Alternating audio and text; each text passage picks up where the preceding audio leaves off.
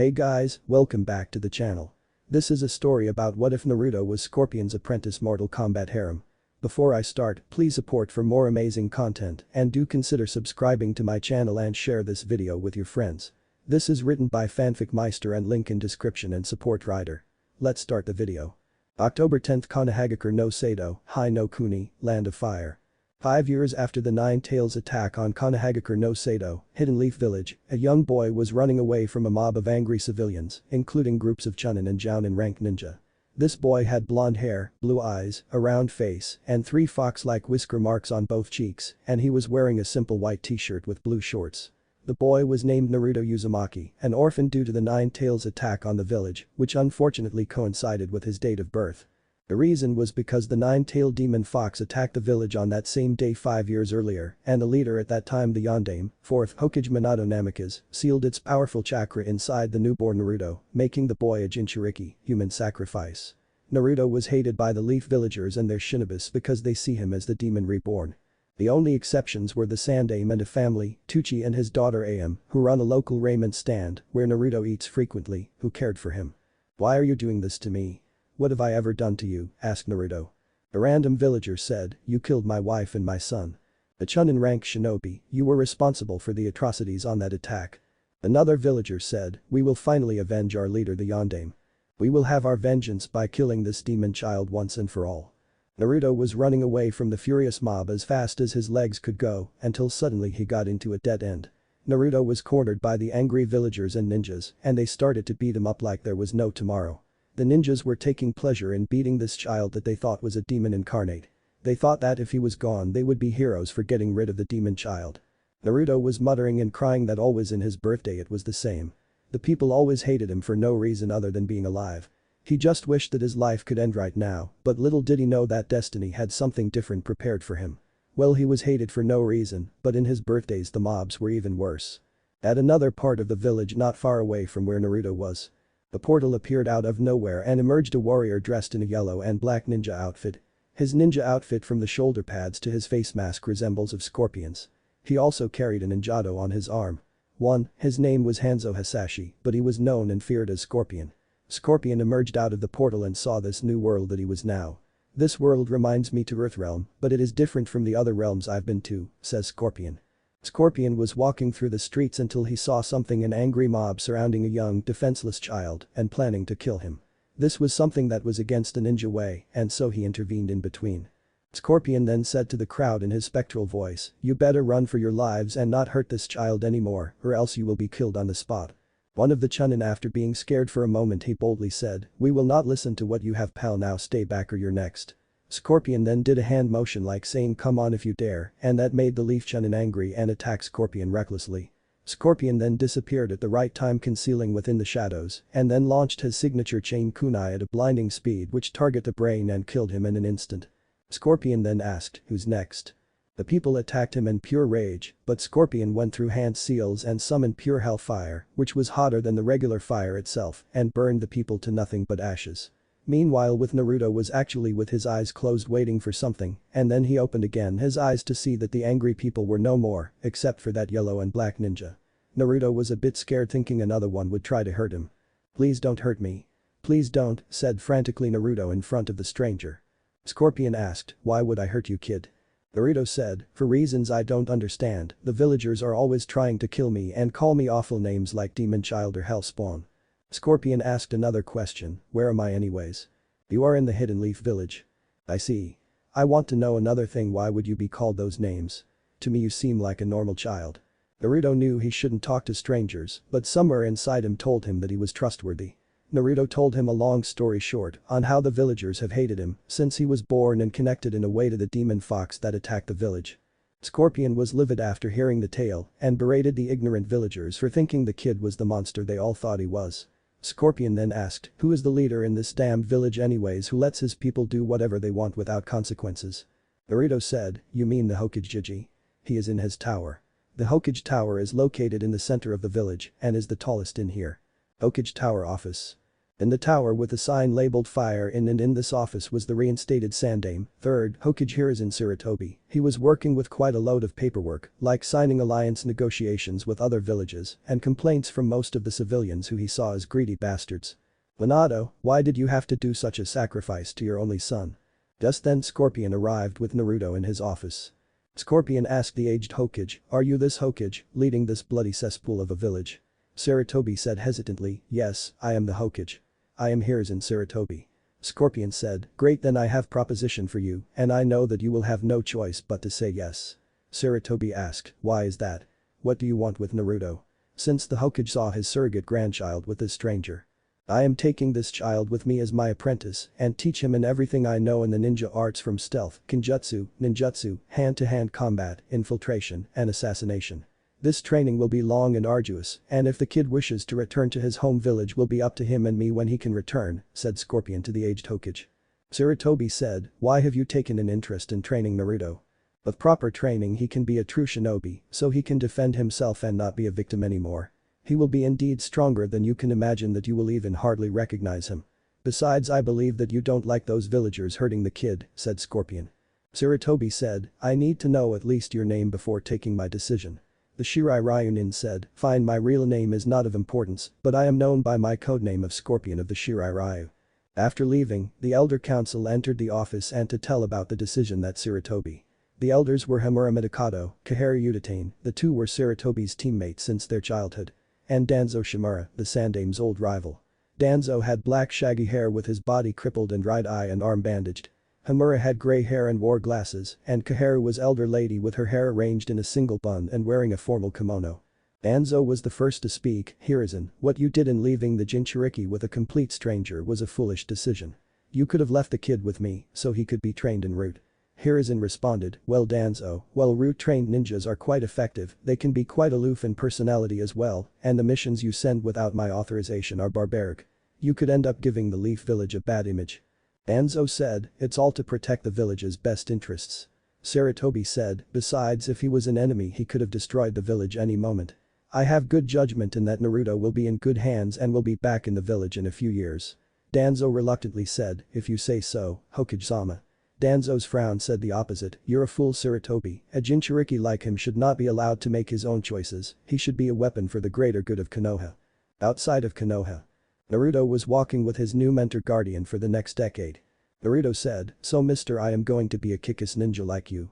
Scorpion said, first of all kid, don't call me mister, I am Scorpion. You will definitely be a strong ninja, but be careful because this is training from hell. Naruto gulped, yes Scorpion sensei. Scorpion said, sensei, huh? I think we're going to get along kid. Naruto smiled a bit hearing those words. Scorpion thought, with the training I give him he will even be as strong as me, a true master ninja. He will be a ninja feared and respected by everyone. Realm of Gods. The Elder Gods are higher deities than the regular gods and are observing the elemental nations, the ninja world, with their watchful eyes alongside Raiden, the god of thunder and protector of Earthrealm, and Fujin, the god of wind. Raiden asks, what has made Scorpion taken such interest in that boy Elder Gods? The male Elder God, Scorpion must have his own motives for training the boy. We have watched over the boy all his life for a reason.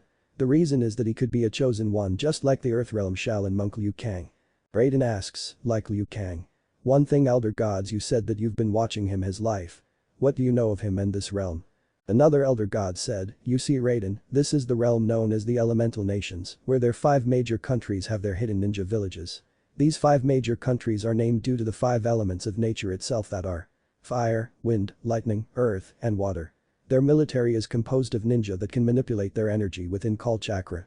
About the boy, he was born on the night that a mythical beast attacked the village and the leader at that time used a powerful technique to seal part of its great power at the cost of his life. The boy is known as a Jinchuriki, a host for that terrifying beast and its power, and due to fear and the loss of their loved ones, the people started to hate him, sometimes by killing him or just ignoring his existence. The boy developed a need for acknowledgement through mischief and pranks. There are 8 others who carry that same burden as that young one. Raiden says now, so there are 8 other Jinchuriki. The Elder Gods nodded at his response.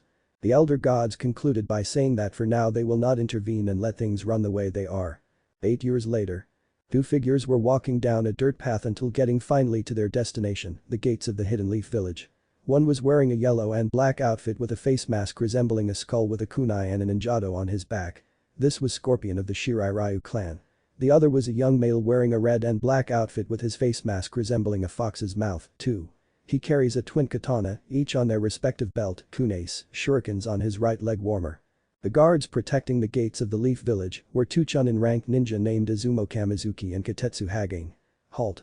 State your business in Konoha, said Izumo, suspicious of the two figures. The young male in the red and black ninja outfit said, I am here to become a ninja on this village. I am known as Kitsune, but I guess you knew me by my birth, one Naruto Uzumaki. The two Chunin were shocked that the little blonde kid that was pranking everyone, especially when he painted in graffiti the Hokage monument, was finally back. Katetsu said, welcome to Konoha, we would like to know where you have been these years. Kitsune said, I was in a long training trip. Isn't that right, Scorpion Shishu? Scorpion just nodded at this. Izumo then asked, Hokage-sama will be waiting in his office at the tower. Kitsune nodded. Hokage Tower. Sarutobi was signing his load of paperwork. Until a pair of figures appeared via Shunshin, body flicker, Scorpion and Naruto appeared in front of him. Sarutobi was surprised and then asked, who are you and what are you doing in my office? Naruto said in response, you don't remember us. 8 years ago, I left the village to train in ninja arts and now I'm back in Konoha Hokage-sama, or should I say Jiji. Hiruzen was in disbelief on what the ninja in the red and black outfit with the fox mouth mask said. Only one blonde boy said him that and now was back after 10 years. Hiruzen said, is that you Naruto, my boy? Naruto said, I am known as Kitsune, but the answer to your question is yes. Naruto took off his mask for a while to let his grandfatherly figure see his face. Hiruzen saw that the boy has grown up and become a spitting image of the yondaime, sans the whisker marks. Scorpion told his apprentice, Kitsune, put on your mask now that the old man has indeed recognized you. Naruto said, yes Master Scorpion. The young blonde puts on again his face mask. Scorpion says, as I told, I brought you back the child and he has now become a true shinobi. Regardless of this exam, Kitsune is the only one I will acknowledge as my equal since he became my first apprentice, besides a certain Lin Kuei warrior. Sarutobi said, anyways Kitsune, you can present yourself in the ninja academy that is nearby where we are. Take this note to room 201 to an academy instructor named Iruka Yamino, since as a special recommendation note I am sure he won't reject it. Kitsune said, I would also like to use my codename for now. It is the name I was given by Master Scorpion. Sarutobi nodded at this. Things will be interesting in here, thought Sarutobi. Ninja Academy. Scorpion just said a few words about like to put in practice his training. Kitsune nods and both master and student say each other a respective goodbye. Kitsune enters the academy, goes upstairs until finding the room assigned. In the room, two Chunin instructors were teaching their students about their official genin exams. One was a scarred man with brown hair named Iruka Yamino, and the other was a white-haired man with a look full of glory and ambition. Iruka then asks to the masked ninja, welcome, how can I help you? Kitsune said, here is a note from the Hokage. He handed the note and said to his students that a new member was going to join the genin graduation. Most of them were surprised at this.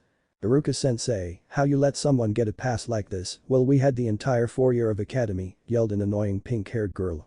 This is a special recommendation from Lord Hokage, it seems he has an interest in this person in particular, said Iruka. The red and black shinobi, I am known as Kitsune, which means fox. Iruka told Kitsune to sit in an empty seat behind a young girl with blue midnight hair with a harem haircut style with lavender eyes. The girl had a shy, introverted personality by the way she stuttered, hi Kitsune-san, I'm Hinata Hyuga. Kitsune said, pleasure Hinata-san. Hinata blushed a bit after hearing such words and she was gazing a bit to his blue eyes. Kitsune also met the other classmates that were heirs of their clans like Kiba Inuzuka, Choji Akimichi, Shikamaru Nara, Shino Aburam, Ino Yamanaka, and Sasuke Chiha. In Sasuke's case, he was now bent on revenge ever since his clan. His family was massacred few years ago. Iruka then made the genin exam, with the first portion being on target test with shurikens and kunai. Everyone passed forward to their first portion test. Shikamaru just scored with 7 out of 10 with both shuriken and kunai. Taoji scored 7 out of 10 in shuriken, while scored 6 with kunai. Kiba scored 6 out of 10 in both shuriken and kunai. Ino scored 8 out of 10 in shuriken, while she scored 6 in kunai. The pink-haired girl who was named Sakura scored 7 out of 10 in shuriken, while 5 in kunai. Shino scored with 8 out of 10 in both shuriken and kunai. Hinata scored with 6 out of 10 in shuriken and 5 out of 10 in kunai. Sasuke Chiha scored higher than the rest with 9 out of 10 in both shuriken and kunai. The young girls started to cheer on him like he is practically the best ninja they have ever seen and being smitten with him. The Uchiha boy practically ignores their chants. On the other hand, Kitsune thought otherwise. Is this a ninja academy or a popularity contest? Naruto was next, and he took out his shuriken and kunai, and the next thing is that he scores perfect 10 in both shuriken and kunai. The ones present in the room were shocked, and especially the Uchiha. Here are some thoughts coming from the ones who presenced. Troublesome, said Shikamaru. He has a perfect accuracy, said Shino in a calm tone voice. How did he get that power? I should be the one having power, said Sasuke. Hinata blushed just by watching Kitsune execute flawlessly on the target portion of the exam. The other girls like Ino and Sakura thought he was cheating and that no one should be better than Sasuke. Next portion was hand-to-hand combat. The clan heads won comfortably their respective matches, even Hinata won against the Sakura with Juken style and disabling her. Iruka then called Kitsune against another random kid, which Kitsune won quickly. Sasuke also won his match fairly quick as well. The last portion was just ninjutsu, and the objective was to perform basic techniques like transformation, body replacement, and clone. Everyone passed with flying colors, even Sasuke. Kitsune is the next who first used transformation to look like their third Hokage perfectly, although that guy Mizuki thought there was something wrong. Mizuki said, I'm sorry but the transformation is not that good. Hokage-sama's nose is not that long. Iruka said, I know his facial features, Mizuki, and they're all on the spot. Mizuki was angry, I was going to use a poor fool to steal the forbidden scroll to hand it over to Lord Orochimaru. It seems that I have to steal it myself. Then he used body replacement with a chair and finally used shadow clone, and 2 solid clones appeared beside him. Iruka was quite impressed and thought, they're not ordinary clones. They're real ones. After a few minutes, Iruka congratulations to everyone, you all passed with flying colors. You should return here next week for orientation and team placements. Until then you can all rest. At night. The ambitious Mizuki was returning from the Hokage office and he stole the forbidden scroll of seals. Mizuki thinks darkly, if I give this to Lord Orochimaru, I'll be rewarded with power. Behind the shadows, Kitsune watched every action this Chunin did, all the despicable things he did to have more power. Kitsune was preparing the moment to strike that idiot. Mindscape. Ready to stop another Nukenin kid? Asked the legendary 9-tailed beast. Ready as I am Kurama, said Naruto. Yes, Naruto does know about the tailed beast living inside him. It took him years to finally get along with him, but now they are true allies. Naruto even got to know his name and why he was sealed inside him. Kurama was not responsible on his own, and the true perpetrator was a masked ninja controlling him. His master Scorpion got to know this because of the seal imprinted on his gut. Back in the world.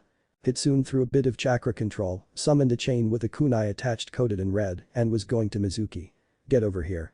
Mizuki tried to dodge that incoming attack, but was slow. Kitsune went toward Mizuki and said, were you going to go rogue just for more power? Mizuki nodded and said, Orochimaru will grant me glory and more power than being in this before Mizuki could end his sentence, Kitsune slashed quickly with his katana. Mizuki ends up lying on the floor on a pool of his own blood.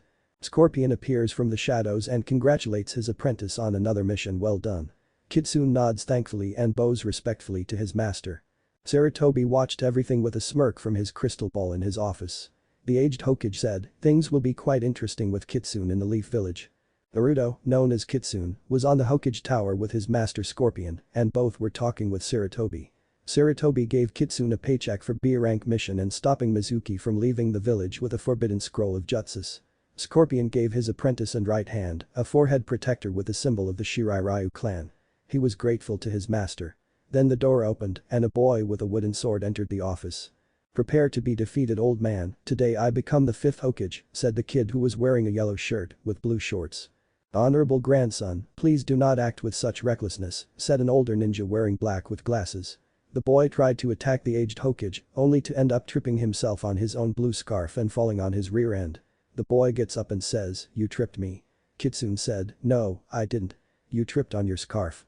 The boy said once more, you ruined my super cool entrance. Kitsune merely said, more like making a big fool yourself, kid. The boy had now lost his cool, you better apologize, since I am the Hokage's grandson. Kitsune watched the boy and this kid was thinking now he will be down on his knees and apologize for what happened. He's just like everyone else. Kitsune however had other things in mind. Kitsune said, so what? You expect me to kneel down and apologize? Like I give a damn if you're some royal brat. The boy and the glass-wearing ninja were shocked at how Kitsune was talking to them. Scorpion smirked on the inside, while Sarutobi just sighed. Konohamaru is a bigger pain in the neck than my old teammates in Danzo. One day he will be in serious trouble. Sarutobi spoke and said, Scorpion and Kitsune, I want to apologize on behalf of my grandson's foolishness. Sarutobi now looked at his grandson Konohamaru and the older guy, Konohamaru, Ibisu, I want to present you Scorpion and his apprentice Kitsune. Scorpion, Kitsune, these two are my grandson Konohamaru and his private tutor Ibisu. Scorpion and Kitsune nodded towards Ibisu and Konohamaru and vice versa.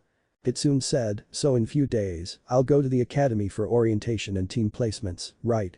Sarutobi nodded at this and said goodbye respectively to Scorpion and Kitsune. Konohamaru just watched the yellow and black ninja and the red wearing ninja get outside. Ibisu said, these two are so rude talking down to you, especially the one in red with the fox mask. Konohamaru-sama, if you want to reach the rank of Hokage like your grandfather, you just need to follow my instructions. To be Hokage you'll need to listen to me, after all I'm an elite Jounin instructor and I only teach those with great potential. Konohamaru was like getting bored out of his mind and wasn't listening to him. Ibisu continued his speech that by listening to his teachings and mastering 1000 jutsus, Konohamaru will become acknowledged as Hokage. Meanwhile, Ibisu didn't even notice that Konohamaru already left. In the village. Kitsune was walking around the village alone for a while, since he and his master decide to separate for a while. The young red and black ninja was walking down the streets of the village until he was followed by a box. Kitsune thought I can't believe that kid is following me and also his stealth fucking sucks, so he let himself be followed until the right moment. Then, Kitsune said okay kid I know you're following me, so appear at once. Indeed it was Konohamaru following Kitsune and the young Sarutobi said excitedly, I knew you were awesome since that moment ago. I came here for a reason. I want you to be my master. Kitsune looked down the kid and said, sorry kid, I can't teach you on being a ninja and besides you seem to have your own tutor teaching the ways of the ninja. Konohamaru becomes a bit impatient and said, come on you can be my new boss and then I can finally take my grandpa's hat. Kitsune asks, so you want to be Hokage, huh? Konohamaru nods and says, as you know my name is Konohamaru, my grandpa gave me that name in honor of the village. The problem is that no one in the village acknowledges me as me. The people only call me by stuffy titles like honorable grandson or other names just by being related to my grandpa. I wanted to become Hokage as fast as I could so people would stop seeing me just as the Sandame's third grandson. Kitsune felt where he was going through so he felt emphatic just a bit toward the boy. Kitsune said, sorry but it won't work this way. I know you want to be acknowledged quickly but it won't work this way. They will still see you as the old man's grandson if you act this way. There are no shortcuts in the life of the ninja. To become Hokage you have train hard, apply yourself in your studies, and show everyone you're the strongest. Konohamaru listened to Kitsune every word he said with awe. Konohamaru asked to the young red and black ninja, are you going to become Hokage? Kitsune said, I'll become the greatest ninja this world has ever seen, but about being Hokage I'm not sure about that right now. Konohamaru then said to Kitsune, from now on we're rivals. I'll be as strong as you Kitsune. I'll be even better than you. Kitsune smiled a bit within his fox mask and said, you got it, Konohamaru. You can call me by my name, Naruto, if you want. 1 week has passed. Naruto was residing in his new apartment that was provided to him by Sarutobi. He took a bath and then put his usual red and black outfit with his mask and put on his Shirai Ryu protector on his forehead with his spiky blonde hair and his blue eyes visible. He had a breakfast of pork steamed buns with a cup of soothing tea. Our protagonist after having breakfast found his master on a corner. Naruto said, Master Scorpion, what are you doing right here? Scorpion said, how about we have a last sparring match just old time's sake before you meet this new team of yours? Naruto said, of course master. Scorpion and Naruto were heading to an open field where they could have their match peacefully. Scorpion started first with a jumping kick to the other's face, but Naruto blocks it.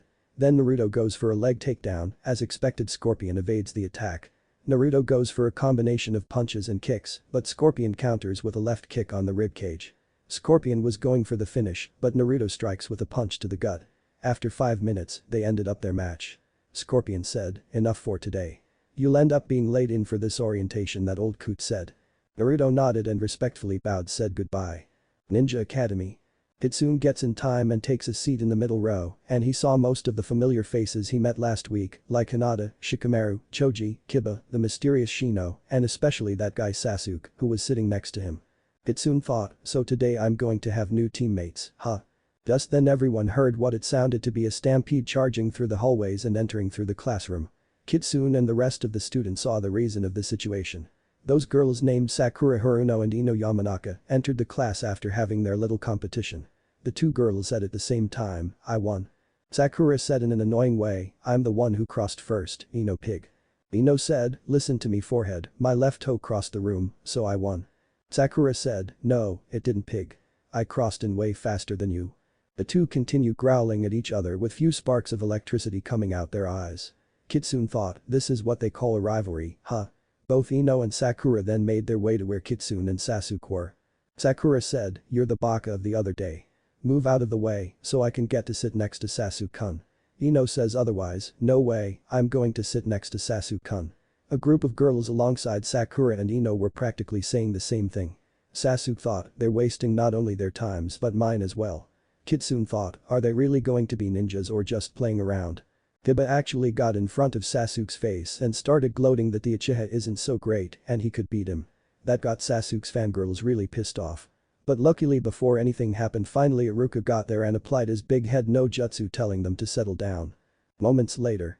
Iruka said, you all have gone through trials to finally get to where you are and I can say on how proud I am of all of you. But this is just the first step. You are now all genin. There will be teams of 3 with a Jonin sensei as squad leader. Ino and Sakura thought, teams of 3. Ino smirked, well, I wonder who is going to be on Sasuke's team. Sakura said, I have no idea how it's going to be. Her inner self said that she was going to be with Sasuke. Sasuke thought, what teams of 3? They're just going to slow me down and will not be of any use to my ambitions. Kitsune only thought that as long as they were good teammates he won't have any problem. From teams 1 to 6, they were unimportant as some were from regular families. Iruka said, now team 7, Sakura Haruno, Sasuke Uchiha and Kitsune, and your Jonin leader will be Kakashi Haddock. Sakura just said with happiness and joy, yes I'm on Sasuke's team. True love conquers all. Sakura then showed her victory sign toward her rival Ino and taunting that she was on a team with Sasuke. Ino got irritated by this. The soft and shy Hinata thought, I won't be on Kitsune-sen's team after all. The Chunin instructor continued, Team 8 will be composed of Hinata Hyuga, Kiba Inuzuka, and Shino Aburam, your Jonin leader will be Kurina Yuhi. Hinata, the brash Kiba, and the calm, collected Shino nodded at this. Ino was still livid at this, while the guy next to her Shikamaru said, I don't get it. What in the world does everyone see in a guy like Sasuke? He's not so special. Ino said to him, you have no idea on this Shikamaru. Don't you get it? Shikamaru replies her back, of course I don't get it. I'm not a girl. Ino sighed on this, you're so full of yourself. Jealousy is such a terrible thing. I would hate it being on the same team as you. Iruka said, since team 9 from last year is still active, we're going with team 10. Ino Yamanaka, Shikamaru Nara, and Choji Akimichi. Ino was shocked at this, while Shikamaru decided to taunt Ino, did you say something about that you would hate being on the same team as I? Ino thought, not that lazy bum and the fatso. Later that day, one of the Jonin senseis came and was a tall man with short spiky hair with beard and was wearing the standard Konoha uniform with a flak jacket with the crest of Yuzashio in the back and with a sash with a sign in kanji of fire in it, meaning his affiliation with the 12 ninja guardians. The Jonin said, I'm Asuma Sarutobi and I am looking for team 10. Ino, Shikamaru and Choji raised their hands. Asuma said, great come with me. The next sensei was a beautiful woman with black hair with crimson red eyes wearing a red and white dress covered with thorns. The woman said, I'm Kurina Yuhi to lead team 8. Kiba, Hinata and Shino raised their hands. Kurenai said, follow me to training ground 8. The new team 8 was now going to their training grounds. The only one left was team 7. 2 hours later. Sasuke, Sakura and Kitsune were sitting in their seats until Sakura got ticked off by how late the Jonin was being right now. When he will get here. It's been already 2 hours late. How can a person be this late? Kitsune said, he will be here eventually. Sakura asked, what do you think Sasuke-kun? Sasuke said, whatever. Sakura just blushed at this act and just when everyone was going to wonder if he will not appear the sensei finally appeared. He had silver hair gravity-defying hair, a face mask, a patch covering his left eye with a bored expression on his face. He was Kakashi Haddock, Jonin leader of Team 7. He then said these words, my first impression is that you're all boring. Sakura and Sasuke were groaning at this, while Kitsune is neutral about this. Kakashi continued, meet me at the rooftop in 5 minutes. At the academy's rooftop, Kakashi was with his new students and then said okay, since you're all here now let's get to know each other. Sakura being confused asks, how do we do that? Kakashi says, you can say about your likes, dislikes, hobbies, dreams for the future. Stuff like those. Sakura then asks, why don't you start first? so we can know what to say about. Kakashi sighs, is she supposed to be the best kunoichi in academics? The Jonin says, okay, I am Kakashi Haddock. My likes and dislikes, no, I don't want to talk about them. My goals for the future, never thought about them. I have quite a lot of hobbies. Sakura just said, he just told us his name. The other two nodded as well. Kakashi then says, okay, we'll start with the girl on the group. Sakura says, I'm Sakura Haruno. What I like is, I mean the person I like is, she stares at Sasuke. My hobbies are, stares at Sasuke again. My dream for the future, and she squeals like a rabid fangirl. Kakashi says, what about your dislikes? Sakura says, Ino and that baka here. She points at our red and black clad ninja. Kakashi sighs, girls these days are more interested in boys than focusing in their ninja training. Kakashi says, you on the right one. To Sasuke. Sasuke responds, I'm Sasuke Uchiha.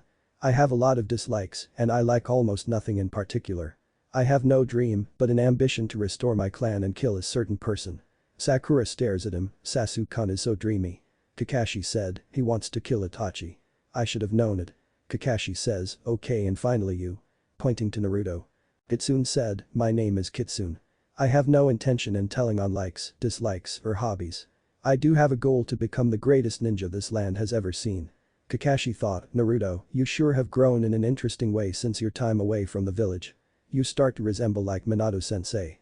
Flashback jutsu the week before squad selection. The third Hokage Hiruzen Sarutobi was in his office with the former Anbu captain Kakashi Haddock talking about the squad selections. Kakashi asked, did you say that you have a team for me to train? Hiruzen replied, that's right. How about you train Naruto, Sasuke the last of the Uchiha clan, and Sakura Haruno? Kakashi says, Naruto, Minato-sensei's son, is back. Hiruzen nodded and explained that years ago someone named Scorpion appeared here and took Naruto to teach him in the ninja arts and recently returned. Kakashi asks, how come it happened? Sarutobi answers, I guess that I've been losing some backbone as Hokage since being active again. I tried to protect Naruto and to give him a normal childhood, but their pain and despair got the best of them and just can't distinguish between a seal and scroll. Kakashi nodded at this as well because the people hold on to that grudge and just can't move on. Sarutobi says, so I am putting him in a squad of 3 with Sasuke and Sakura. This way he can form bonds with people his age that he couldn't have as a child. Kakashi says, I understand Lord Third. End of flashback. Kakashi says, everyone has their own goals and everyone is special in their own way. Tomorrow we will reunite at Training Ground 7 for your real genin exam. Sakura said, real genin exam? I thought we were going to have a true mission, no more training, that's why we're here. Kakashi said, this is not like any written exam you did back at the academy. Out of the 27 graduates here, 9 will be accepted as genin. The rest will be sent back to the academy and the failure rate is of 66%. Sasuke groans at this, Sakura is shocked and Kitsune stays calm at this knowing this was just to scare them. Kitsune then says, so this graduation exam was just to filter out the candidates who could truly become ninja. Sasuke and Sakura were surprised at the smart thinking the red and black clad ninja had said. Kakashi said, you're right. I am the one who decides if you approve or fail. Remember tomorrow at 6 AM at Training Ground 7. Oh, one more thing, you better not have any breakfast or else you'll throw up. There was an expression of shock in Sakura, of groaning in Sasuke, and determination in Kitsune. They went to their homes for tomorrow's test. Next morning, Kitsune picks his usual outfit and is having breakfast. He had the belief that by not having an important meal, especially breakfast, a ninja will end up weak due to hunger and will not be ready. His breakfast consisted of blueberry hotcakes, scrambled eggs, hash browns, sausage, and to drink a glass of orange juice. Kitsune thought, there's no way I'm going to do a mission without breakfast, besides that wasn't a true order, let's just hope that these 2 teammates of mine didn't really fall for such trick. He went to the training ground and got there in around an hour and he found his teammate Sasuke and Sakura were already there and waiting for him and the pink hair girl yelled, you're late. He just said, I got late because I had breakfast. Sakura said, you idiot. You shouldn't have had breakfast, the sensei told us not to eat. Kitsune said, wrong, that was just a suggestion, not an actual order. Kakashi then said, yo. Are you ready for your first day? Sakura angrily said to her teacher, you're late, sensei. Kakashi sighed, you see, a black cat crossed my way and I had to take the longer path. Sakura said, you're lying. Kakashi then holds 2 bells, anyway let's start the test. The objective is to grab these bells from me. That's all you have to do. Sakura said, you have only 2 bells with you. Kakashi said, it's true and at least 2 will pass the test and the other one will fail. That remaining one will return to the academy. You have until noon to take the bells. Then Sasuke and Sakura's stomachs were growling due to hunger, but Kitsune's, Naruto, stomach wasn't. Sakura then thought, that's why he told us not to have breakfast. So it would be harder for us. Kakashi directed his look interested to Kitsune and thought, it seems someone didn't really fall for what I said. The silver-haired Jonin said, I told that no one should have breakfast, but you did it. Kitsune said, that wasn't really an order. I just saw it as a suggestion. Also you need breakfast to have energy, on the other hand you'll be weakened. Sakura and Sasuke facepalm at this for really falling for such a trick. Kakashi then said, next time when I say something, it will be in order and you better follow it. Okay everyone, I want you to go all out at me with killing intent to grab the bells from me. Kakashi said, nothing will happen. Just give it your best and don't hold back. Anyways you can start about right now. With this the three disappeared to conceal themselves in the bushes. Kakashi thinks, at least they know how to conceal. Kakashi says, a ninja must act within the shadow and wait for the right moment to attack. Suddenly a group of shurikens was flying straight to Kakashi and the silver-haired Jonin evaded them just in time. Kakashi then sensed a presence behind him and it was Kitsune himself. This is Shinobi Battle Tactic number 1, the art of physical combat also known as Taijutsu. Kitsune and Kakashi then went out for Taijutsu or hand-to-hand combat. Kitsune tried to send a kick to Kakashi's face and the Jonin blocks it just for Kitsune try to go for the opening in Kakashi's left side. Kakashi moved fast and then positioned behind Kitsune. Kakashi said, take this the secret leaf Taijutsu technique, secret leaf Taijutsu style 1000 years of death. Kitsune replaced with a log nearby and disappears. Kakashi said to himself, your training paid off Naruto. Far away, Kitsune said, he is not stronger than Master Scorpion, but still better than me. If this test is about what I think it is then I better alert those two teammates of mine. On his way Kitsune saw a bell on the ground near a tree and obviously knew a tree, so he ignored it and went to find one of his teammates. But Sakura. Sakura was so concentrating in being in a team with just Sasuke that she did not see Kakashi putting her in a genjutsu. He goes through a few hand seals and rapidly Sakura is trapped in a trance and surrounded by leaves. After the technique ends, Sakura looks around frantically and says what? Where? What is going on here? She then hears a voice behind her, Sakura help me. Sakura happily says, Sasuke. But then she gets frightened and sees her crush bloodied, wounded with shuriken, kunai piercing his flesh. Sasuke slowly says, Sakura, please help me. I don't think I can make it any longer. Sakura felt tears coming from her eyes and yells until she passes out. In another part. Kakashi after using genjutsu says, maybe I went a little bit too far, still she has to learn about this on her own. Sasuke heard a scream, it sounded like Sakura. Kakashi says, this is Shinobi Battle Tactic number 2, the art of illusion. Sakura studied it in class, but she still fails to recognize it. Sasuke says, genjutsu, it's just mind control. I'm not surprised that she got caught. But I'm not like the others. Kakashi says, you can only say that when you have proven it with your skills. Kitsune. Kitsune was rushing forward trying to find the nearest teammate until he found the aspiring Kunoichi fainted out. Kitsune says, hey wake up girl. Kitsune shakes Sakura just enough to wake her up. Sakura opens her eyes and yells a bit, no Sasuke. Sakura then notices that the wounded Sasuke was no longer there. Sakura says, what happened? I saw Sasuke almost on the verge of death. Kitsune says, listen Sakura, right. I think that you were put under an illusion. Sasuke must be okay. Sakura asks, are you sure? Kitsune nods. Sakura breathes in relief and says, I feel glad. Kitsune then says, I think that we should go help out Sasuke and then we should all work together. Sakura says, yeah right baka. As if I would work with someone like you. Sasuke will get the bells for us too, Sasuke and Sakura, and you will fail. Kitsune said, being a ninja is not simple game or about looking cool or being cool. It's about before he could finish. Sakura interrupts. I know it's about getting the bells. Sasuke and I will get the bells together and then you will get back to the academy or even drop out. Sakura was now going to look out for Sasuke and Kitsune thought this girl is not even serious about this profession. If this was a real mission, she would get killed on the spot by an enemy. Sasuke and Kakashi. Kakashi and Sasuke were engaging in taijutsu and in one point the young Ichi had just managed to touch one of the bells before Kakashi got out quickly. Sasuke went through a series of hand seals until ending in the tiger seal and then he said, fire style. Great fireball jutsu. Kakashi surprised at this thought, a genin cannot use jutsu of this level. It requires a lot of chakra.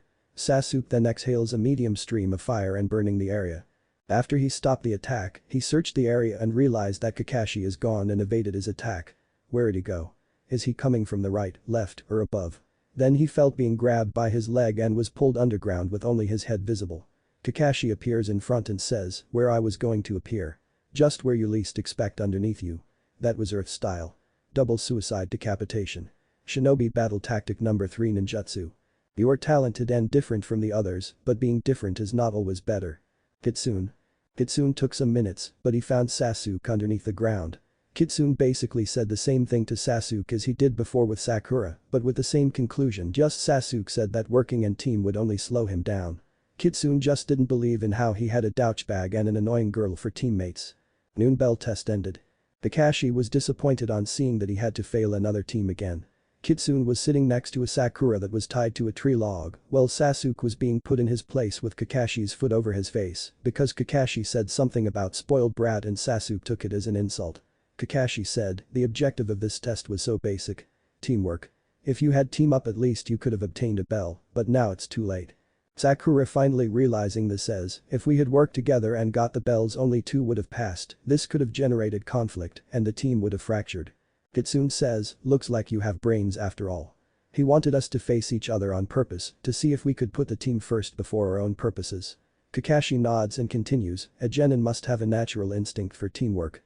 Of course you need individual skills, but teamwork is the most essential element. Every shinobi knows that. When individuals put themselves over the team, the mission ends up in failure and can generate death. For example, Kitsune kills Sakura or Sasuke dies." Sakura was frightened after such words. Kitsune didn't do it because he knew this was just to rouse them. Kakashi says, "This is what could happen in a real mission. The enemy captures a hostage, you must make an impossible decision, and people will end up hurt or even dead. In every mission, your life is at risk." Kakashi points to a memorial stone of shinobi who were honored as heroes. The bad news was that those heroes were all killed in action. Kakashi decides to give them one more chance and they should eat to be at full strength and to not give any to Sakura. Kakashi flickers out to just behind the tree just to observe what will his possible squad is going to do. Kitsune, Sakura and Sasuke. Kitsune and Sasuke are eating their lunches in peace while Sakura is tied up and with her stomach growling at every minute. Kitsune notices this and says, "Here, eat some, and besides I did have breakfast in the morning." Sakura says, "What are you doing? You know what the sensei said. He said that I shouldn't eat." Sasuke then does the same as Kitsune and shows his food to his female teammate, "You can have mine as well." Sakura asks, "Sasuke, you too?" Kitsune says, "Right now he's not around here. We are going to get the bells together as a team." Sasuke says, "Besides if you're hungry and weakened, that will make the teamwork ineffective. It could put the mission in jeopardy and the team as well. That ruins the teamwork." Sasuke decides to feed the girl since she is completely tied to the tree log. Then Kakashi appears and yells, "You. I saw everything and you disobeyed my rules of not feeding your teammate." Sasuke says, "I'm the one who gave Sakura food." Kitsune says, "But I'm the one who suggested giving her food and going against your rules." Kakashi asks, "Is that the truth?" Kitsune and Sasuke nod. Kakashi says, "I only have one thing to say to this team. You pass. The squads before only followed orders like robots. True shinobi must see through deception. Although it's true that people who break the rules are trash. The ones who abandon their comrades are worse than trash. Starting today Team 7 is formed." The week has passed. The new team completed their latest mission or so-called mission. The mission was to catch the feudal lord's wife beloved cat Tora and it was a nightmare. The cat would always run away from its master for no reason. The team would eventually catch the cat and also discover the reason of why the cat runs away. It happens that the cat doesn't like too much the affectionate hugs of its master that always crush its ribs. Tsurutobi says, "Okay Team 7, another successful D-rank mission. Here are some more missions you could do like cleaning the Inyazuka clan kennels. Help a woman's grocery bags," or the daimyo's wife said, "Oh no Tora." Tsurutobi says, "Catch Tora again."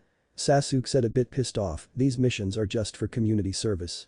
I want a higher ranked mission worthy of an Uchiha." Kitsune says, "We could do a higher ranked mission." Tsurutobi smirks and says, "Alright, I'll give you a C-rank mission. This will be an escort mission to the Land of Waves. You will serve as bodyguards to our client and take him back to his country safe and sound." Ah, here he is. The man around his 50s with grey hair and beard entered the office while drinking a bottle of sake. The man said, "Are these ninjas or a bunch of kids practicing for a play? I paid for professionals."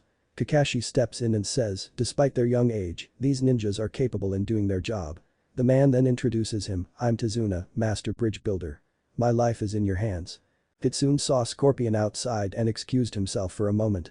Scorpion said, there's something you need to know about this guy.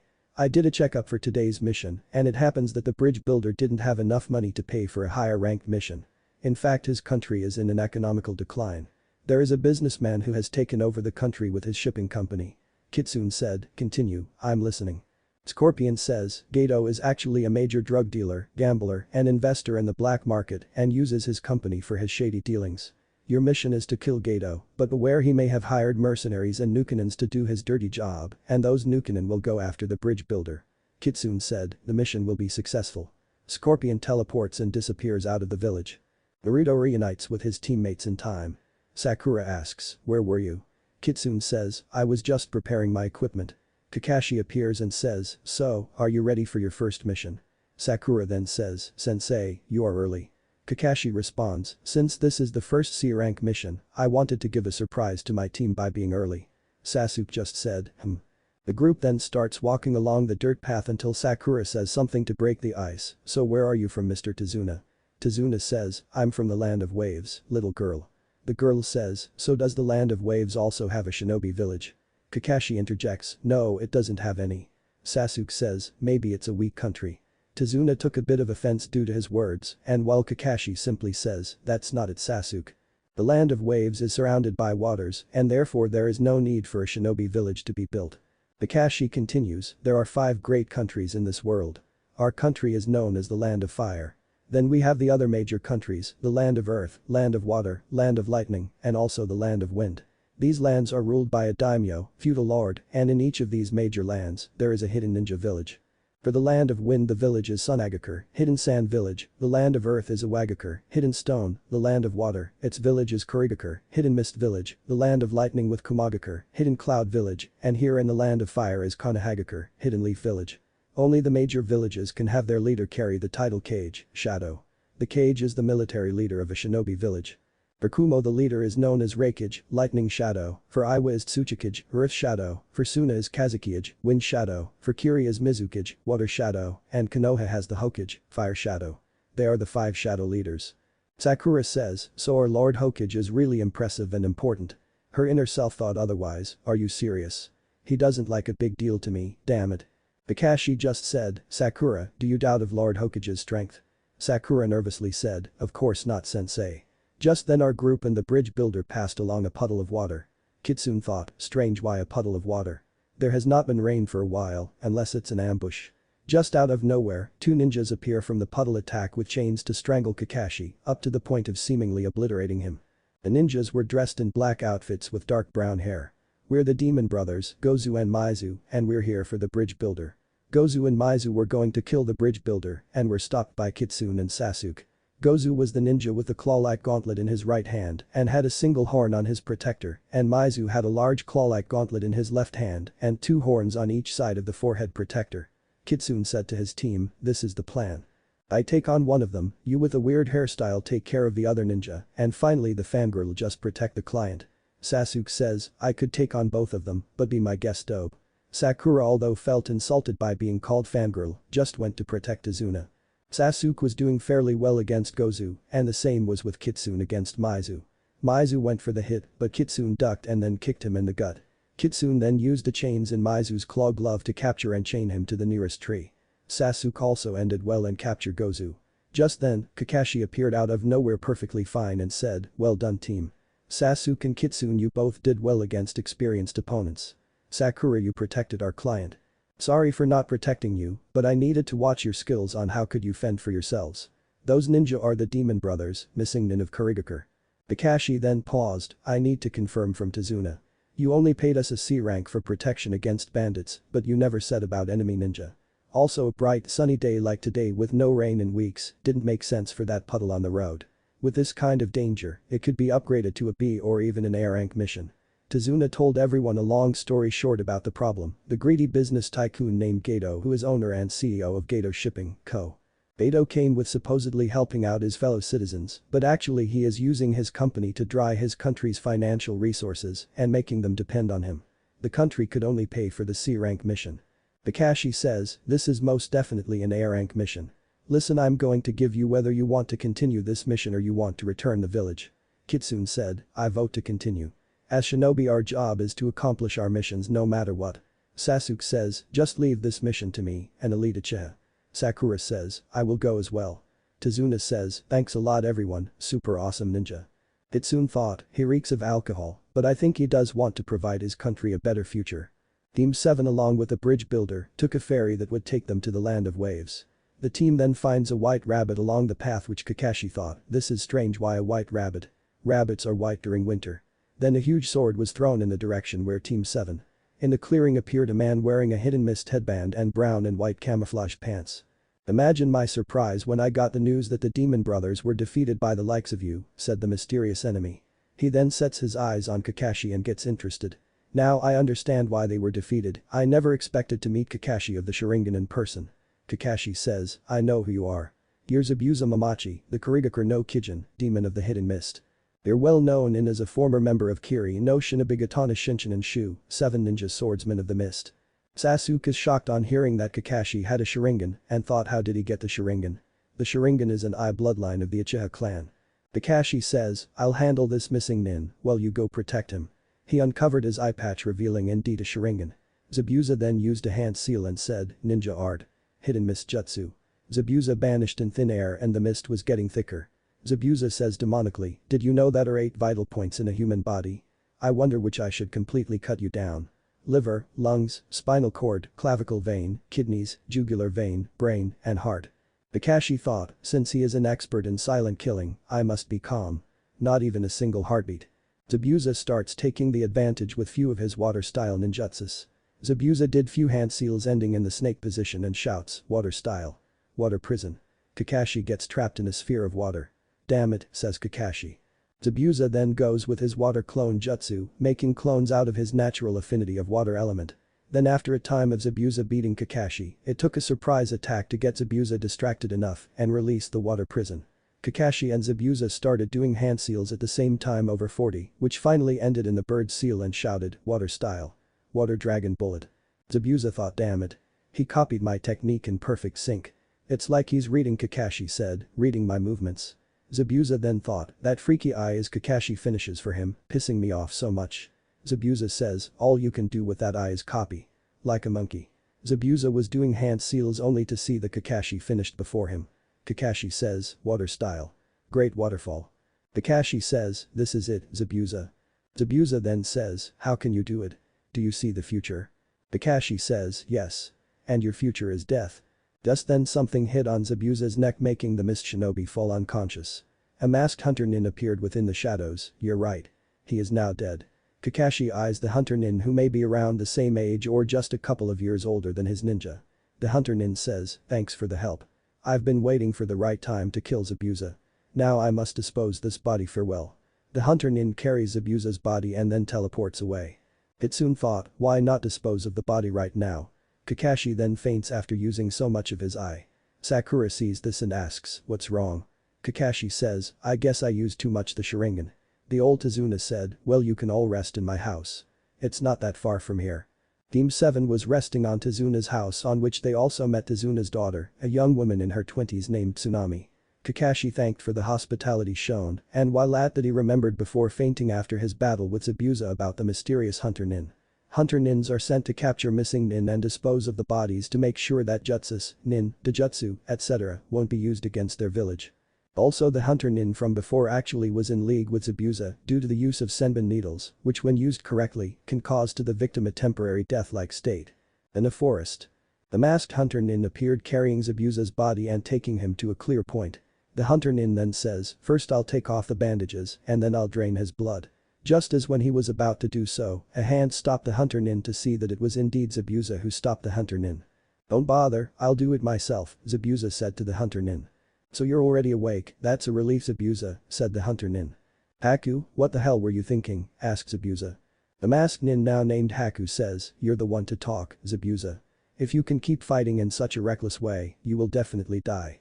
Zabuza scoffs but nods understanding at Haku and then asks, so how long are you going to keep that mask of yours? Haku says, I have tender memories with this mask. It was also useful in tricking those ninjas. Haku takes off the mask and happens to be a young, beautiful boy and around the age or if not slightly older than our group of genins. Haku says, if I hadn't interfered at that moment, you'd already be dead. I'm sure of it. Zabuza responds to her, putting me on a death-like state was a smart idea, but throwing those senbon needles. You're cruel as always, Haku. Haku says, luckily I aimed to the neck so the impact wouldn't be harsh. Just try to not move around so much. You should be able to recover fully in a week. You're so pure, innocent, and smart. A rare combination, that's why I have you at my side, says Zabuza. I'm still a boy, what do you expect, Zabuza? Izuna's house. Kakashi is with his team and has a few things to say. Listen, since Zabuza will take about a week to return, I could start your training with chakra control, said Kakashi. Sakura says, chakra control. Kakashi nods and then says, with great chakra control, you'll have better chance during missions. First, you all know what chakra is. Sakura nods, yes, chakra is the form of energy and is necessary for even the most basic jutsus like doing clone and to cast ninjutsu. It is to mold the physical energy present in every cell of the body and the spiritual energy gained from the mind. Kakashi nods and says, well, for now we'll go outside. Forest outside Izuna's house. Kakashi says, we'll start by climbing trees. Sakura confused at this says, climbing trees, but we know how to climb trees. Kakashi says, you'll climb trees without your hands, only with your feet. The trick to climb trees is to use the correct quantity of chakra to your feet. Not too much but not too little. Naruto, Kitsune, started remembers tree climbing like it was yesterday. Flashback. Hanzo Hasashi, known as Scorpion, was training his apprentice in old abandoned training grounds of the Shirairyu clan. Okay, my apprentice, you have learned so far on how to fight hand-to-hand, shuriken throwing, kunai, and stealth. This next lesson is about climbing trees. Naruto, Kitsune, asked, climbing trees. Isn't that done with the hands? Scorpion shakes his head, no. What I mean is to climb just with your feet. Watch and observe. The apprentice watched on how Scorpion just with his feet climbed the tree effortlessly. Now the master encouraged for his apprentice to try, but at that moment he just fell off. Well, not everyone can do it in the first try. The boy kept trying over for hours and actually he managed to get at least to the middle. Scorpion then senses a strange mixture of two energies inside his apprentice. He learned from here that this energy was called chakra. So, Scorpion told him to try to put the chakra on his feet, not too little and not too much, either to climb the tree better. Eventually Naruto mastered to climb trees in few tries more. Naruto, Sasuke, Sakura all climbed trees, but only the masked blonde ninja and the kunoichi could do it better. Naruto could have climbed the tree at once, but well, deception is the way of the ninja to not let anyone know yet that he was already good, while Sakura's chakra control was nearly perfect and climbed at once. Sasuke fell off for using too much chakra. Our three shinobi kept practicing and climbing trees until night. Kakashi was there overseeing their training and could see that both the blonde and the last Uchiha had the most chakra reserves and skill-wise. While the young kunoichi had the better chakra control, her chakra reserves and stamina were low due to not training enough and not having a well-balanced diet. Back at Izuna's house. The ninjas were eating dinner along with Izuna, Tsunami, and the bridge builder's grandson Inari, who had a scowl on his face and an emo-like personality. The kid had actually been angry since his grandfather already hired these ninjas, but now seeing them was making even pissed off. Kitsune took a while to look a picture on a table which looked to be more a family picture with Izuna, Tsunami, Inari, and also another male who looked around the same age as Tsunami. Inari looked in the picture actually happy. Why are you still here? Asked the angry child. Kitsune says, we're just here to accomplish our mission and protecting our client that happens to be your grandfather. Inari then responds, why don't you go away and don't return here? You can't complete your so-called mission and not even defeat Geto. Geto is strong and will annihilate anyone who stands in his way. No one can defeat him. The young blonde ninja counters, probably must be some fat pig who uses his resources like money to hire cheap thugs. He will probably piss on his pants when he's all alone and no one's there to protect that slob. Inari then had it with the ninja in the red and black outfit and whines, seriously, stop with that act, okay? You don't even know this country and what we've been going through. You're no heroes, and if all of you face against Geto you'll be dead. You probably were just pampered children and lived luxurious lives in your cozy homes. You don't anything about pain. The moment the whiny kid said that, everyone felt an ominous wind that felt really cold in the room. That ominous wind came from Kitsune. Kitsune was between cool, calm, but also pissed off at hearing the crybaby say such words. The blonde ninja was angry but still calm since his master taught him to have control of his emotions and not let them get the best of you. He says, ninjas are not heroes at all. You want to talk about life? I learned that life isn't fair, but who said it would be? There are people in this entire world who have it as bad as you, kid, if not worse. You still have a kind, caring mother who prepares you meals like this every day, and a grandfather who tries his best to support in providing you a better life by rescuing his country, but you take them for granted. Talking about family, I was born an orphan. I don't know what it's like to be surrounded in a warm environment like a family at all. Also, you think crying is the solution to everything. Fight and keep fighting to the very end, but if what you did wasn't good enough, then you can cry. Now if you excuse me, I would like to be outside for a while. Sakura says, "Sensei, is it true on what he said?" Kakashi says, "Yes, it is, Sakura. Kids end up orphaned due to the dark lifestyle on being a ninja." Sasuke thinks, he is just like me. He has known what is like being alone and isolated. Still, I'm not going to let anyone else surpass me until I finally kill Itachi. Later in the night. Kitsune was in the forest outside training with the shuriken and kunai. While training, Kitsune was interrupted by a looming dark voice inside trying to communicate with him. Mindscape. Kit, can you hear me? Kitsune asks, "What do you want, furball?" "You're so funny, you little kid, don't you forget who you're talking to? You're the terrible nine-tailed demon fox. The beast that devastates mountains and causes tsunamis with a flick of the tails, I know." "Ah, very funny," says Kurama. "So nice things you said to that kid. With this he can get a reality changer of how hard life really is. It's not a big deal. What I said was the true. Besides, the kid can't just focus on his own pain when his own mother and grandfather are also suffering. You've become quite a host for the last few years, but don't think of this that I care about you, kid.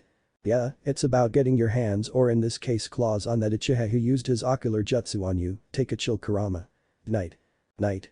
Another realm called the Outworld. A young man in his 30s with goatee dressed yellow and red robes with black pants was overseeing from a throne room. The man was using dark sorcery to have a vision of future events yet to come. Also, there was huge towering man who had a half-human and half-dragon appearance with 4 arms. He was named Goro. There were 3 beautiful and dangerously looking females, and each one was wearing a different colored bustier. One woman had long, silky raven hair with fair skin and wearing a cerulean blue bustier. Her name was Katana. Another woman had also black hair, but with tan skin and wearing a green skin-tight outfit, and this woman was Jade. The last woman was like a mirror image of the first woman, except for her golden yellow eyes, and her shoulder-length hair also was wearing a magenta skin-tight outfit. This last woman was Melina. "I can sense great power coming from this young boy," says the sorcerer. "How much power is that you are sensing, Lord Shang Tsung?" asks the human-dragon hybrid. "Prince Goro of the Shokins, through the use of my dark sorcery, it seems that the boy has a beast of great and feared power sealed inside him, and if this boy can reach his potential, he could even battle against the Emperor on equal terms." The woman in blue, "That's impossible. There are only 3 who can match or even surpass the Emperor in skill and power, you sorcerer, Quan Kai, and even Lord Shinnok." Shang Tsung responds, "It's true, Princess Katana, but we better stay on guard. Even there could be few mortals can overcome the odds if they train hard and a little wretched thing they call hope. Even this Earthrealm warrior Liu Kang can become a threat to the Emperor's goal of uniting the realms into Outworld if left unchecked. I've been watching over a few years on this realm that has a resemblance like the feudal Japan that the elder gods call the elemental nations." Shang Tsung was saying on how the nations have smaller villages settled and their military strength is composed of ninjas that can manipulate the powers of nature, which the elements of nature are fire, lightning, water, wind, and earth. The woman in green asks, "What should we do, princess?" Katana says, "How about we infiltrate as spies in any of those villages as spies, and when the moment is right, we capture that youngster that puzzles Shang Tsung." Melina says childishly, "I was about to suggest that, sister." Katana was annoyed by being called sister by Melina, and so was Jade due to Melina's antics. Shang Tsung says, "Brilliant coming from the Emperor's daughter and next in line." Also, this had a hint of sarcasm. Our favorite red and black-clad ninja was resting on the ground after intense training at night. He already got used to sleep surrounded by nature during his training with his master Scorpion in those past 8 years before returning to the Leaf Village. When he returned, he was put in a squad with Sasuke Uchiha and Sakura Haruno. The Uchiha boy happens to be the last one of his kind since his clan was massacred in one night, while this girl Sakura looks like an average girl who is naive about the dark aspects of the ninja way, despite her book smarts. Just then he heard someone walking with light step towards the sleeping blonde masked ninja. That someone was wearing a pink kimono and had a beautiful face and was walking cautiously to not raise suspicions until finally approaching him, and just when he was about to perform the finishing move on the blonde, instead he shakes up lightly to wake him up. "Hey, wake up, you don't want to catch a cold out here," said that person. Kitsune wakes up from it and then he watches a young boy around his age, but pretty enough to be confused for a girl. "Ah, thanks for waking me up," says Kitsune. "You must have slept a lot here outside," says the boy. Yes, I trained a lot last night and slept here outside. Due to your uniform you must be training to be a great ninja. Yes, you could say that I am. But how much are you training because you seem already strong as you are? I don't think I am strong enough, I want to be the best ninja this land has ever seen. One question, is there anyone who is precious to you? Anyone, says the beautiful boy. A precious person, asked Kitsune. You know, when a person has something or someone precious they want to protect, then is when you can be truly strong. Kitsune ponders at these words just told and remembers how he was rescued by his master Scorpion, Hanzo Hasahi, and taught him not only about the way of the ninja, but also life. In a way Scorpion became a father to him. Yes, I guess that I know what you mean, miss. I'm Haku, we'll meet again someday. Haku was now walking and then says something more, by the way I'm a boy. Kitsune smacked himself a bit and then says, excuse me, I guess that you could truly pass as a girl with those looks of yours. Haku smiled at this compliment and walked away. Izuna's house. Two of Gato's thugs, Zori and Waraji, were at Izuna's house at the request of their boss to threaten Izuna's family in order to stop the bridge builder from finishing his project, since Izuna's bridge is a threat to Gato's business. Tsunami asks, what do you two want? Zori had a calmer and at the same time cruel personality and says, we're here to kidnap you and make that damn bridge builder to stop constructing his bridge. Inari was completely scared seeing two of Gato's thugs, especially that other one Waraji. Waraji had a crazed and bloodthirsty look on his eyes. Waraji says, it's been a while since I cut someone to shreds.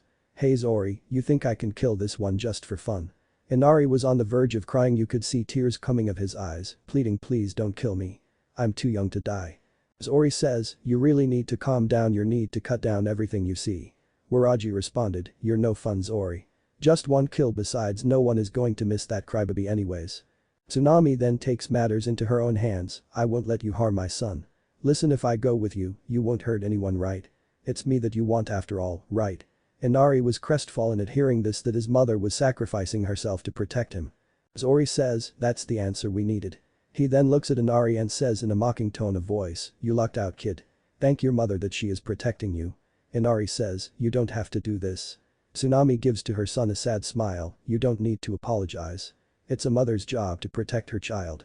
Zori and Waraji take Tsunami as a captive and Inari just stays there crying there, I'm afraid. If only I had more courage. Then Inari remembered Kitsune's words from last night. Flashback. You think that crying will always be the solution to everything? Fight and keep fighting to the very end, and if your very best wasn't good enough then you can cry all you want. Then flashback. Inari dried his tears and now had a new resolve. I won't run away in fear, I'll fight to the end. At the incomplete bridge. Zabuza was back healthy after 1 week of rest and was battling against Kakashi Haddock while Haku was battling against Sasuke. Zabuza and Kakashi were trading blows and seemed that even at the Jonin level, they were quite formidable opponents. You're quite strong Kakashi of the Hidden Leaf, but those genin brats of yours stand no chance against Haku. Kakashi wonders what he meant about what he said already. Zabuza continues, years ago he was just an orphan kid that I found on the street. I took him under my wing to give him a purpose as my loyal subordinate. He could even face the most dangerous enemies with no fear at all. His skills might even surpass mine as well. Flashback, Haku's training. Haku was targeting by throwing senbon needles with great accuracy. Then in another training session, Zabuza was sparring and Haku deflected his Kubikirabacha with a needle. In a mission, Haku enters a heavily guarded temple and disables the guards effortlessly. Then flashback. Kakashi says, well, good for you. Also, you and that boy should consider yourselves lucky because normally I don't use this more than once. Kakashi prepared to reveal his implanted Sharingan. Zabuza laughs at this as if knowing this would happen. The Kurigakur no Kijin, then says, that's such a laugh. Actually, in our last battle Haku was observing your fighting style and just by watching someone fight once he can devise a strategy to counter your Sharingan. You once told that the same trick doesn't work twice and now I'm telling you the same. Prepare for the moment that your Sharingan became useless. Zabuza then puts a hand seal and says, ninja art. Hidden miss jutsu. Zabuza used one of his village signature jutsu and disappeared thin in the air. Tazuna says, the visibility is now 0. Sasuke vs Haku. Sasuke was battling Haku in his masked mist outfit. Sasuke was at first holding his own against Akiri Shinobi, but Haku had advantage due to being more experienced. The last Uchiha uses his kunai to attempt get a hit on Haku, but Haku counters with just his senbon needle. I admit you're a worthy opponent. Others would have trembled in fear of death, Haku says. I'm shaking actually of excitement, Sasuke replies. Don't let your confidence border on arrogance, besides. There are 2 factors on which I have the advantage. One is that we're surrounded by water and two I still have a free hand, Haku responds. Haku starts making hand seals with his free hand, which takes Sasuke and Kakashi by surprise. Hand seals with just one hand. I think this boy is already that good to make hand seals with just one hand, thought Kakashi. Haku already finished and then says, secret jutsu. 1,000 needles of death. Water sprang from the puddle that surrounded them and then the water started to form into needles. Sasuke then remembered his training on focusing his chakra to stop the attack. Beto's thugs. Ori and Waraji left an unconscious Tsunami and now running towards Inari, who declared that he was not going to run away anymore and decided to face them head-on. Beto's thugs were now going to cut the child with their swords. Then they heard a voice from nearby. You know 2-on-1 is kinda unfair and against a child. Everyone saw the blonde masked shinobi now appearing in their way. Kid, you better stay away and take your mother away. Inari does not need to be told twice. He just nods and takes away his mother to safety. While now the young blonde fights against the two thugs. You want to be a hero now, ah boy, by protecting the crybaby and his mother, says Ori. Waraji just rants on how much he wants to cut someone with his sword and now he can do it without restraint. The two thugs were swiftly disarmed thanks to Kitsune's swift unarmed hand-to-hand fighting style and ended tied to a tree log for the local authorities to take care of those punks. Inari watched him fight and was amazed on how he defeated two of Geto's thugs like that. The boy walked to the fox-masked shinobi and was stuttering slightly, only to receive a swift punch to the head courtesy of the savior. Oh, whined a bit the kid. What you did was brash and dangerous. Still now you have started to take a step forward to becoming a new person. You now have guts, Inari, said Kitsune. Inari's eyes started to water again, not out of sadness but happiness. Oh, I swore I wouldn't cry again like this, but I just did it. I guess I am still a crybaby, says Inari. It's okay. This time you're now happy. Also you learned the meaning of true strength and courage, says Kitsune. I better go. My team must be struggling a lot. You and your mother must return to your home. Inari and Tsunami, who finally awoke, nodded and followed his advice. Back at the bridge. Haku launched his secret jutsu and Sasuke remembered his training and dodged Haku's water attack and then attacks Haku, knocking him down. Zabuza was shocked, there is no way someone can match Haku's speed. Kakashi smirks, it seems that you and your subordinate underestimated Sasuke. He's descendant of the noble Uchiha clan. Sakura is a kunoichi with the brightest mind of this generation and Kitsune is completely unpredictable.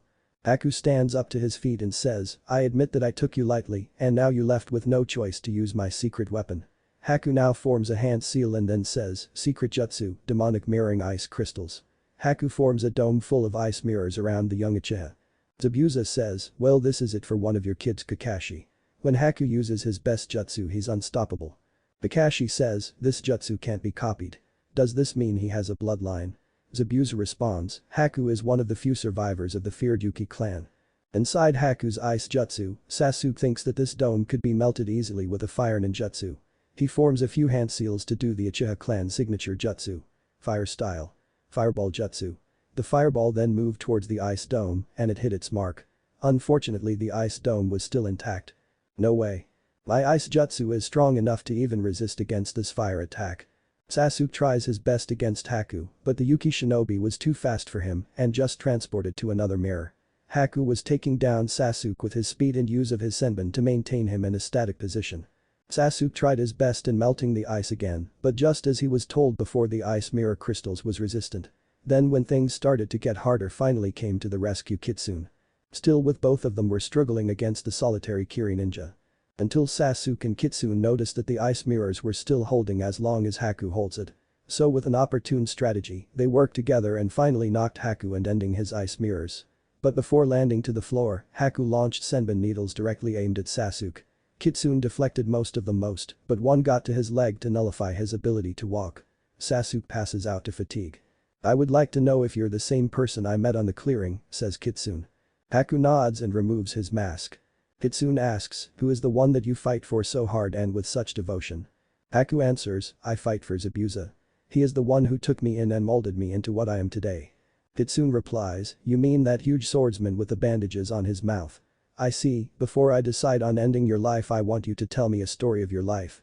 Haku says, I used to have people that loved me. My parents loved me and I also loved them as well. I was born in the land of water. After years of suffering in the country's civil war, the people in the land of water developed a great fear and hatred towards those people with bloodline limits.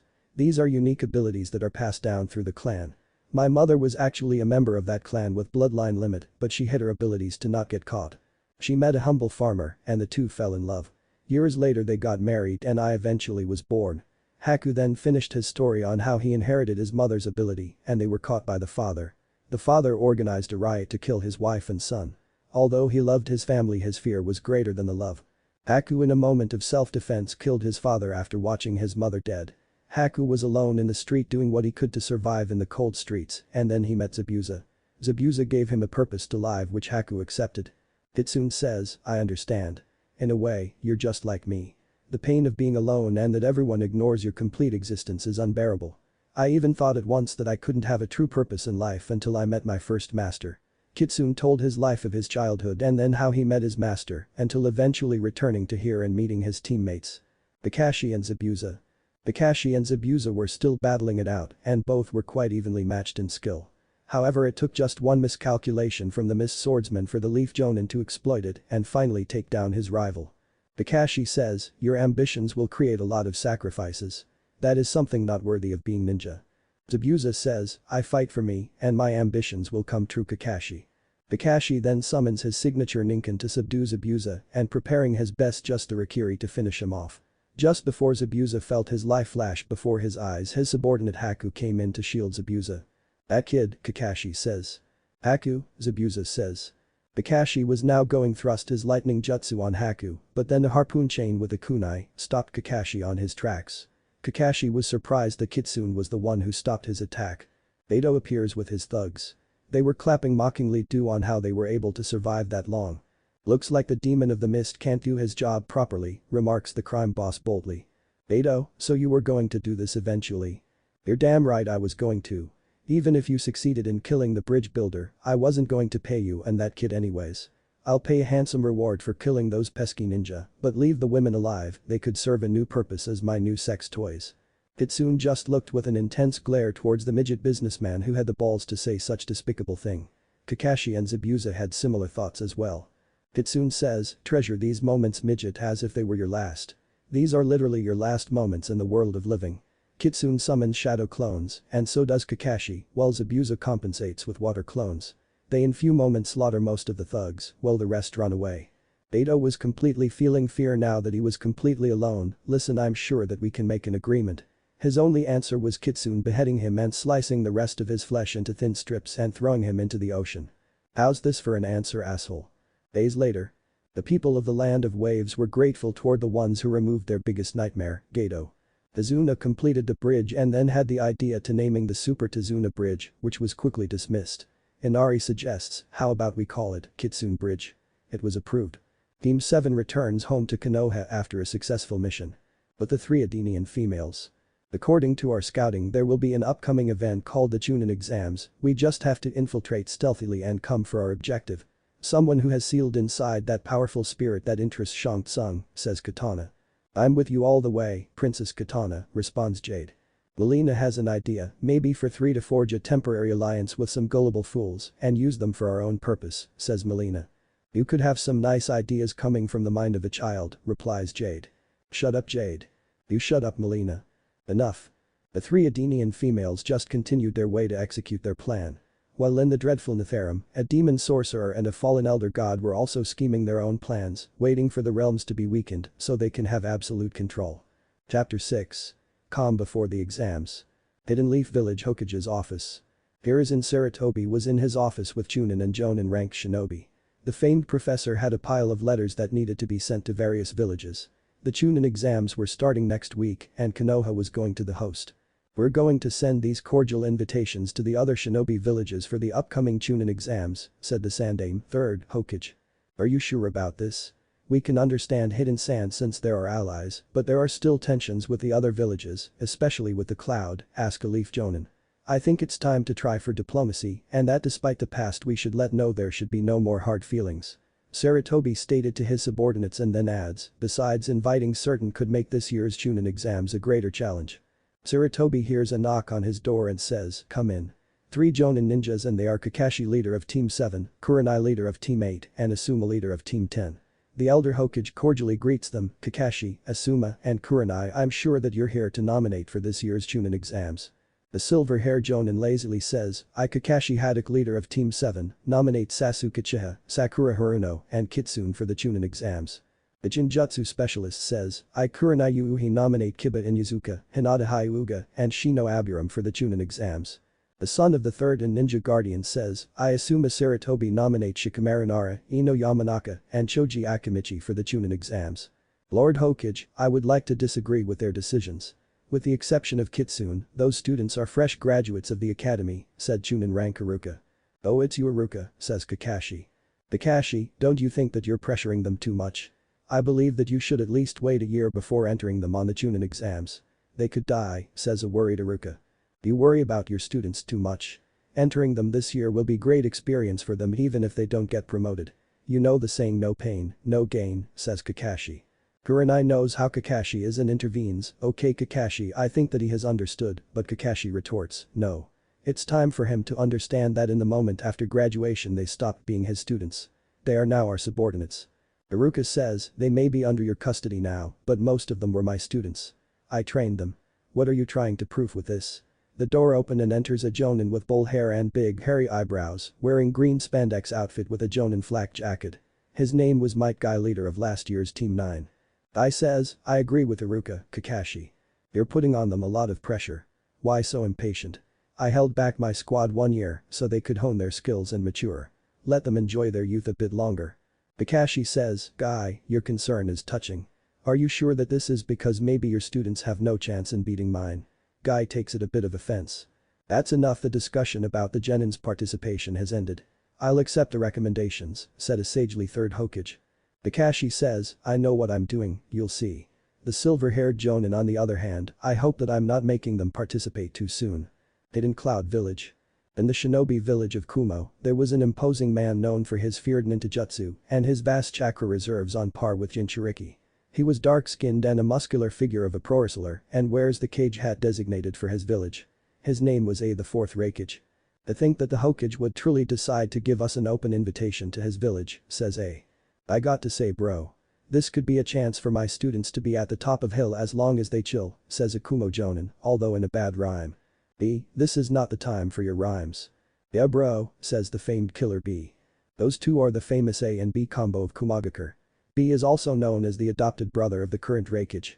One of their most memorable battles was against the famed Leaf's Yellow Flash, Minato Namikaze. Though they were defeated, Minato spared both Kumo ninja out of his respect. But yes B, if your team feels ready to participate, I want you send them into my office. Right on bro. Outside the Raikage's office. There were 3 people consisting of a dark-skinned boy with white hair. He was wearing an overlong shirt with a hood, black pants, with his forehead protector with a cautious personality. His name is Amoy. Next was a dark-skinned girl with long, spiky red hair and ember eyes. Her outfit was a long dress with short sleeves, high-heeled boots. Her personality was more hot-headed than of Amoy's. Her name was Carrie.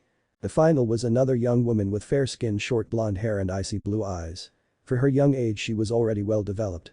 She wears a low cutout with short skirt and red handguards. So Lord Raikage summoned us to his office. Perhaps to tell that potato chips with mayonnaise dip is not a good idea. Or could it be that we could go on a mission that could be a life or death situation? Shut it Amoy, no one told anything about mayonnaise dip on potato chips. You're exaggerating as always. Well Carrie, you tend to be the more hot-headed and irrational in our squad. Say what? Then the cool cloud Kanoichi Samui says, quiet you two. Hearing you two argue can be tiresome. I'm having neck pains. Amoy then says, perhaps the reason you have neck pains is due your well-endowed chest, but it is of course. Carrie says, what does neck pain with Samui? Amoy responds, well Carrie, you are lucky on being flat-chested because you won't suffer from stiff shoulders and neck pains. Carrie gets angry at her teammates' words and the two start bickering. Amoy says, say what? Can you tell us again B-sensei? Filler B says, well my homies. This year's Chunin exams will be in the Leaf Village. The Leaf has invited us to participate on their turf. If you perform well you could ascend to Chunin rank. The decision is up to you. Amoy says, it could be a great opportunity to show our skills, but I heard that it's also possible that one could end up dying in the Chunin exams. Carrie on the other hand says, what are you worrying about Amoy? We are ready for the next step. Stop being such a worrywart.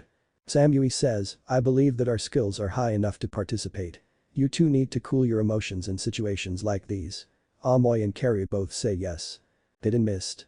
In the isolated village of the mist located in the land of water, more in the Mizukage Tower. The newly promoted 5th Mizukage, a strong and beautiful kunoichi named Meister, has received a message. The Mizukage wore a denim blue dress with fishnet stocking. She had auburn hair with her bangs covering her right eye. The Mizukage says, so an invitation to participate in the next Chunin exams in the Hidden Leaf, this sounds a great challenge. A young boy with glasses, sharp teeth and tuffy blue hair and wearing a traditional mist shinobi outfit says, but Lady Mizukage, I don't know if this is the year. Maybe my team should wait next year for more experience to compete. A middle-aged shinobi says, we have to repair the state of the village after Lord Yagura's death and can't participate in an event like the Chunin exams. He had an eye patch on his right eye, also was wearing striped gray outfit with a green haori underneath. The Mizukage on the other hand heard other words that she felt was directed towards her, don't have time for marriage interviews. The younger shinobi says, you're right Lord Ao. Ao then says, one more thing. You need to put a stop your self-confidence issues of yours or you won't be able to grow as a shinobi, Chijuro. Mei once again felt words towards her and her anger grew even more, I need to stop scaring men. That I have anger issues. Ao says, why that young generation of his? Why back in my days? Mei Terumi gets in front of Ao and smiles widely, Ao, shut up or I'll kill you. Ao was confused and says, what did I say? Hidden stone. A short elderly man is in his office. This man is known as the 3rd Tsuchikage Inoki, or also Inoki the fence-sitter. This is clearly a trap, so those tree-hugging shinobi can gauge and take advantage of us, says the Tsuchikage. A young kunoichi with short black hair, brown pupil-less eyes, and wearing red and brown gear actually had something to say to him. Maybe so jijji, but it seems like a great chance to put those leaf punks in their places. The tall, burly young ninja wearing the stone ninja gear asks, you are quite confident that Yao can be Chunin in no time Kuritsuchi. The girl named Kuritsuchi responds, of course I am Akatsuchi. Inoki was thinking about this until he reached decision, alright.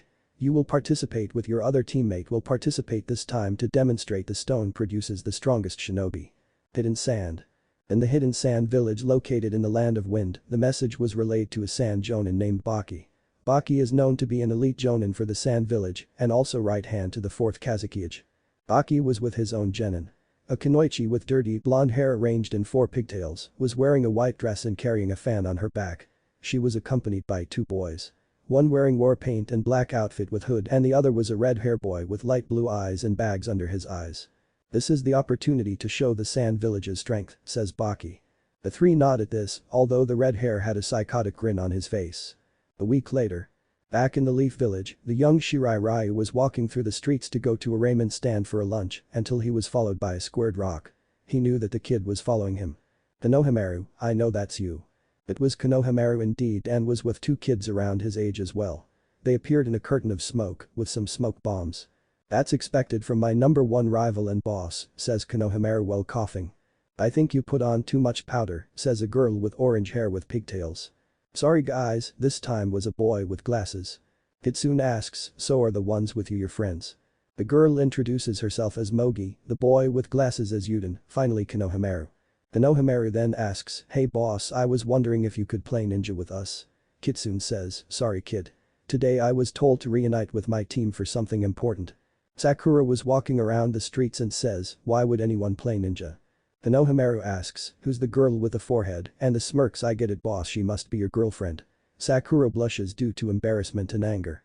Kitsune beats to it and says, nah, she just happens to be one of my teammates. Konohamaru then says, of course. You have better taste in women and besides look at the huge forehead she has. Sakura snaps completely at someone referencing at her forehead. Kitsune knowing where this would go simply says, Konohamaru, run. Konohamaru seeing the angered pink-haired genin didn't need to be told twice. Sakura was really angry and chased a little boy on the village. The boy in question was running for his life until he collided with a teenage boy with black coat and war paint. Oh that hurt you punk, I'm going to teach you a lesson of respecting your superiors, says the sand shinobi. Konohamaru is grabbed by the collar by the teenager struggling. Let me go you bully. Tenkuro, you need to stop this. What if he comes back? Don't worry Tamari. He's not around here. I can have some fun by roughing up this little twerp. Just then the young Shirai ran in and Sakura got in time before things could get out of hand. Listen, this whole thing is actually my fault, please release him, says Sakura. No way. I'm going to teach this punk a lesson in respecting his superiors, says Kankuro. Kitsune then speaks, I'm sure that Konohamaru didn't mean any ill will. I'm sure that if you put him down he'll apologize nicely. Konohamaru says, yes. I'm just an academy student. Kankuro then hears a familiar voice, Kankuro stop being such a child. From the trees appears the red-haired sand shinobi with the gourd. Kankuro fearfully says, Gaara, I wasn't being serious about beating up the kid. It was just a joke. Also Sasuke appears to watch on what was going on. Gaara then says, your actions disgrace our village Kankuro. He then turns to the male members of Team 7, I apologize for my brother's foolish actions. Temari, Kankuro let go, they're waiting for us. Just as the sand trio was leaving, Sakura stops them, hold on. I know that the leaf and sand villages are allies, but entering a foreign village without proper documentation is illegal. The sand siblings shows them their passports and tell them about the upcoming Chunin exams. Sasuke says, hey, introduce yourself. He asks to the red-haired boy with a gourd. I'm Gaara. Mother finds you too interesting that I am asking your names as well. I'm Sasuke Uchiha. Call me Kitsune. Gaara then says in a monotone tone, very well, Sasuke Uchiha and Kitsune. We shall face each other at the Chunin exams. The sand team leaves to the hotel they were staying. Kakashi arrives then to greet his time, yo. Sakura angrily says, you're late. Kakashi says, I got lost in the road of life. Sakura mumbles, yeah right. Sasuke grunts, and the Shirai Ryu just thinks being part of this team is kind of fun. Kakashi then says, the reason is that I have nominated you for this year's Chunin exams. The decision of whether to compete is up to you. Sasuke says, I'm in. This will be a test on how strong I am. Sakura was a bit more hesitant, I don't know if we're ready for this. Kitsune says, it would be interesting form to test our strength and skill. But if you're not prepared we could wait for next year. Sakura tries to say something back, but Kitsune says, but still what you lack in strength, you make it up for smarts and keen observation. Kakashi asks them once again if they feel ready, Sasuke and Kitsune nod, while Sakura finally nods. They all say their goodbyes. Kitsune on the other hand senses that his master was nearby by sensing his kunai and deflects with his own. Well done my student. Thanks Shishu. Kitsune talks to his master about the upcoming Chunin exams and Scorpion, known as Hanzo Hasashi, gets interested with this. This exam is in a way a replacement of war, just like when the Elder Gods founded the Mortal Kombat tournament. I think you're ready to show more of your skills. I am Shishu. What if end here and thanks for watching my video till the end.